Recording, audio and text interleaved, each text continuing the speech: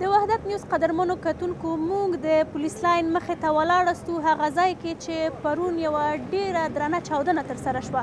په دې چاودنه کې شاوخوا 200 کسان ټپیان شوي دي او د تازه ریپورټونو له مخې تر دې دمه 93 کسان شهیدان شوي دي. د 27 شهیدانو جنازه پرون ترسره شوه او د 6 تنو جنازه نن ترسره شوه چې د بیلابیلو صوبایي مشرانو ګورنرانو پکې ګډون کړی و.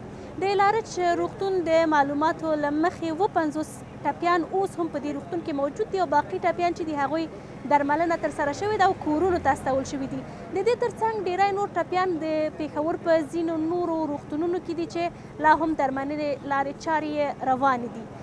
د تازه معلوماتو له مخې اوس هم دلته د کیندنې پروسه روانه ده. کیدای شي چې ځینې کسان اوس هم د خاورو تر لاندې اوسي چې هڅه کیږي د هغوی کسانو جسدونه هم راوویستل شي او وپېژندل شي او وروسته له هغې کورنیو ته یې وسپارل شي.